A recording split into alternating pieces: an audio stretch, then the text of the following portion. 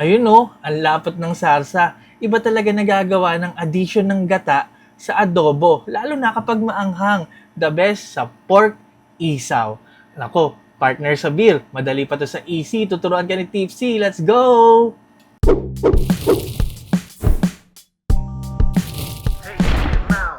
Yo, welcome to Pimp Your Food. Ang sabi ko, masarap to sa beer, pero syempre, masarap din to sa kanin. Ngayon, isi-shortcut na lang natin yung pagluluto para hindi umaba yung video. Napakuluan ko na yung isaw at nalinis, pati na rin itong kasamang bulaklak. At yung bulaklak nang kikita nyo, pinagmantika natin.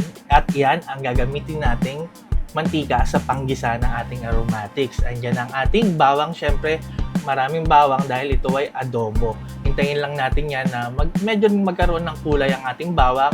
At hindi talaga ako naglalagay ng sibuyas sa adobo, pero kapag ganitong laman loob at may sarsa, masarap yan para bawas lansa.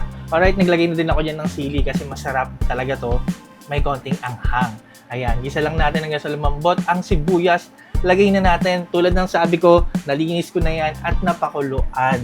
Ayan o, ang ating isaw at hiniwa into bite-sized pieces. Igisa lang natin hanggang sa mawala yung moisture niyan, no? Maririnig nyo naman yan yung parang napiprito na yung ating isaw. Para tuyong-tuyo talaga. Ayan, kapag okay na, lagay na tayo ng suka. Siyempre, ito ay adobo. Paborito nyo suka ang gamitin nyo. Ayan, hayaan lang natin munang kumulo. Habang kumukulo yan, lagyan natin ng maraming paminta. Ayan, masarap sa adobo, di ba? Maraming paminta. Ayan lang naman yung nagpapasarap dyan. Simpleng-simpleng sangkap. At syempre, ang ating laurel, pampabango.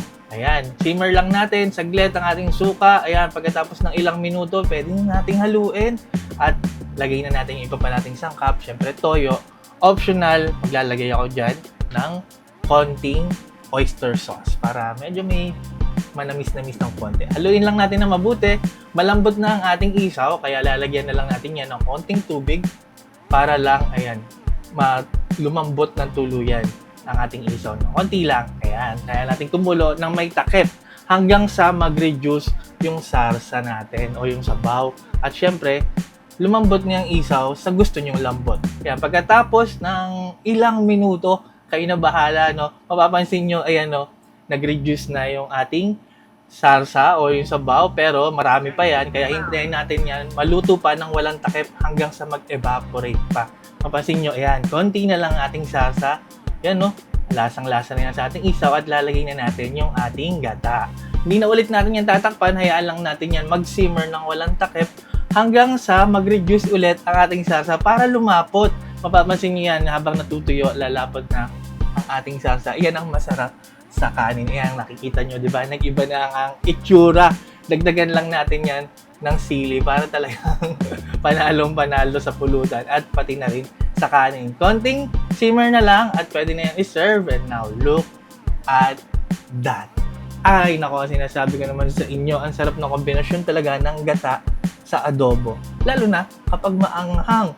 Ako, ano pang hinihintay? Kung di ka umiinom, kuha ka na ng mainit na kanin. Pero kung umiinom ka, labas mo na yung alak, inuman na tayo. Sana subukan nyo rin to. Napakadali lang at talagang paborito ng maraming Pilipino ang isaw ng baboy. Kaya sana nagustuhan nyo to. Maraming salamat sa palagi nyong panonood, pagtangkilik, pagsuporta at pagsubaybay. Ako po si Tipsy D. God bless sa inyong lahat. Peace!